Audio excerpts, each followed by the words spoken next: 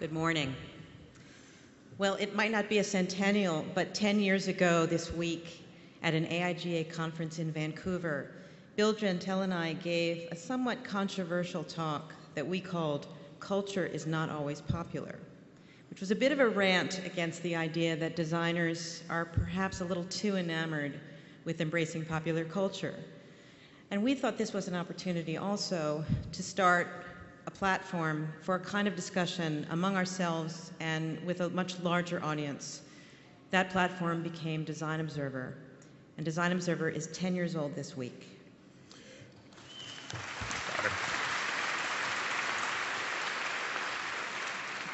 How many people here are at their first AIGA conference? Raise your hand. Wow, see, a lot. Mine was in 1985 in Boston. Anyone here at that conference in Boston? Yay, okay. So this is my 14th AIGA conference that I've attended. And when I went to the first one, I made a mistake that some of you may have made, where you think that the conference is what happens up here. And when you go home, people say, did you like the conference? And you say, well, this speaker was great, this one was boring, this one was this, one was that.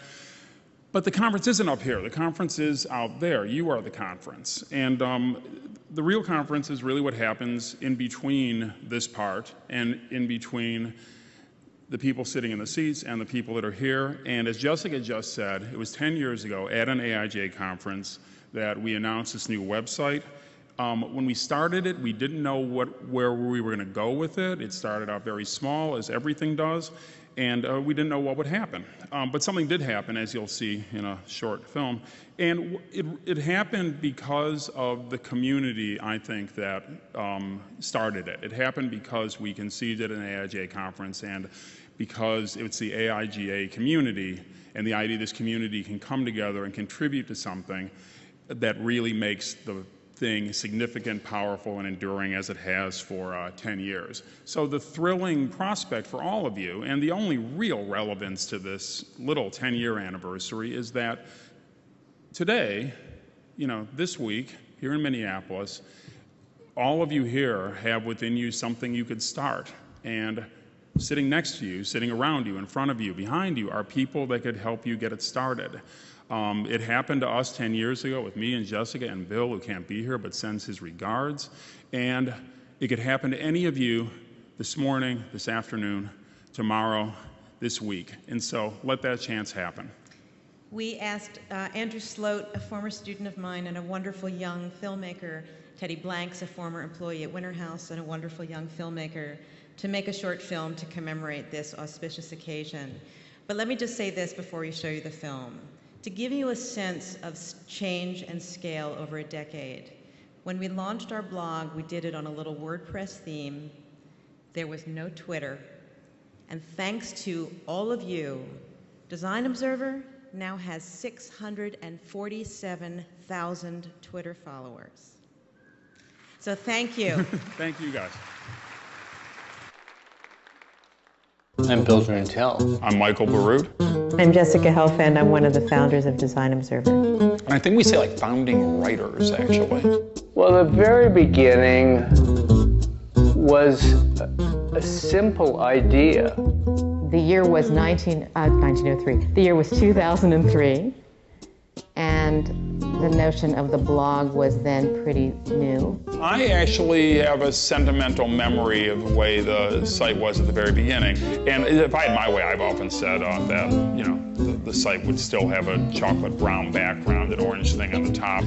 Even thinking about that sounds nice in a way.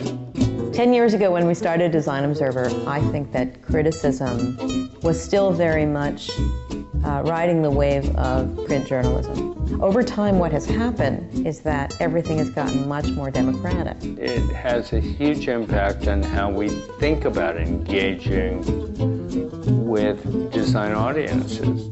Everybody owns criticism. Everybody has an opinion, and nobody's afraid to share it. Yeah, I'm not even sure I can fully explain what all the compartments are and what they mean at this stage of the game. One of the big things that we did at Design Observer was start to launch channels.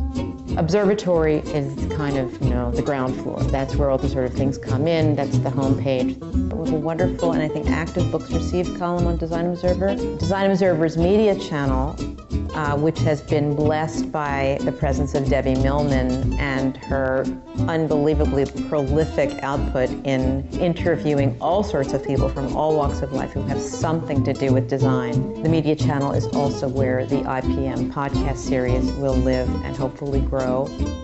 Change Observer became a home for writing about social design and design for the public good, and a body of work grew up around that required a different set of writers who could write with authority and intelligence about that. But the team is really at its core Michael and Bill and me and Betsy Bardell, our wonderful programmer for 10 years, and our managing editor, Michael Masaba, and our core writers, our core stable of writers, Alexandra Lang and Mark Lamster and Rick Pointer, John Foster, who does our weekly, unbelievably provocative, stimulating collection of found images. Paul Pollack writing about social innovation, John Thackeray writing about a world on the other side of certainly our world, and Rob Walker, who for many years wrote the Consumed column for the New York Times Magazine. Bill, more than anyone else, has masterminded sort of what should we do next with it and what could it turn into next. I continue to believe that the original vision is still valid. Design Observer, I think, still, one way or another, is standing for this idea that that what we're writing about is important and deserves to be written about thoughtfully. I do hear people say, what are you doing? How are you doing it? What are you doing next? What will happen to Design Observer? How do you feel about Design Observer's role? It makes me realize we have a role, and we've been here long enough that I feel good about saying that we've done something I think that mattered.